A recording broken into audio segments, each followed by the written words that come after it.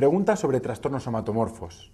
En el MIR, los trastornos somatomorfos los han preguntado sin exigir un gran nivel de conocimiento, solamente que los conozcamos y en algunos casos que sepamos manejarlos, así que hay que tener clara la idea del caso clínico. En algunas ocasiones, incluso, han llegado a preguntar sencillamente que cuál de las siguientes opciones no es un trastorno somatomorfo.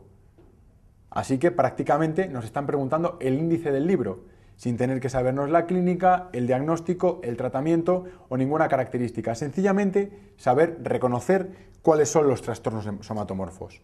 Tenemos el trastorno por somatización o de Briquet.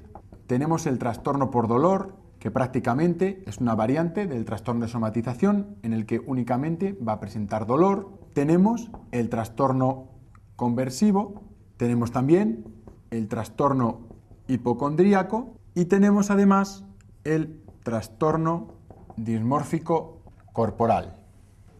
Hay tres características que son fundamentales para poder diagnosticar los trastornos somatomorfos. En primer lugar, la presencia de síntomas somáticos. En segundo lugar, la incongruencia de las pruebas o de los exámenes orgánicos.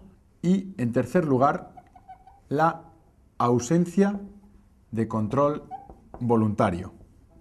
Es decir, que van a aparecer síntomas físicos que no se van a corresponder o que van a estar exagerados con lo que las pruebas muestran, y lo que tenemos que saber es que los pacientes no lo están haciendo voluntariamente.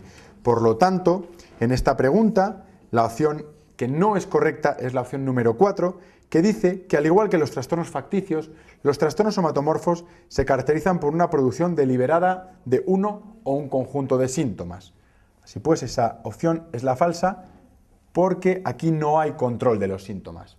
Si recordáis, el trastorno por somatización es el trastorno prototipo para el MIR, en el que vamos a tener 4 síntomas de dolor, 2 síntomas gastrointestinales, un síntoma sexual y un síntoma pseudoneurológico.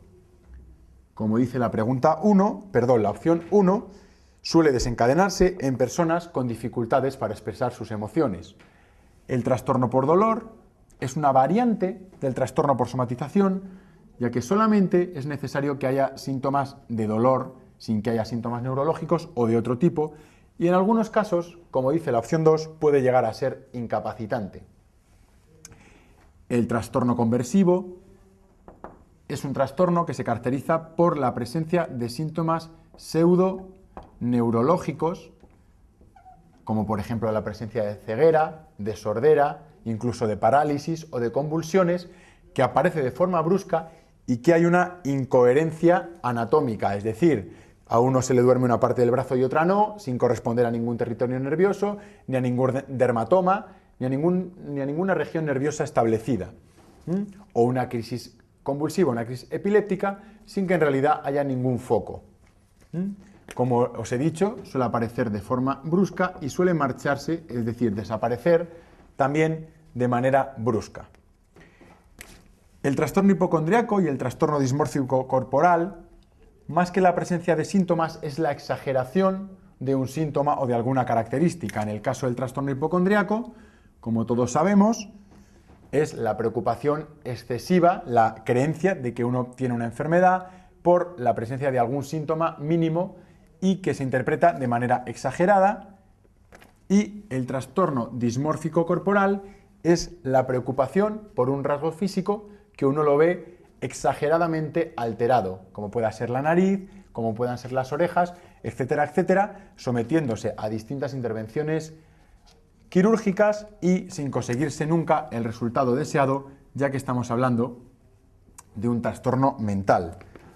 No obstante, en esta pregunta, y como recuerdo de lo que acabamos de explicar, la opción falsa es la 4, ya que todos estos síntomas no son provocados, a diferencia de los trastornos facticios, donde está, por ejemplo, el síndrome de Munchausen, en la que la persona puede tomar fármacos o puede provocarse lesiones, de manera que se somete a distintas exploraciones, a distintos tratamientos, también por enfermedad mental, pero en todo momento con un control voluntario.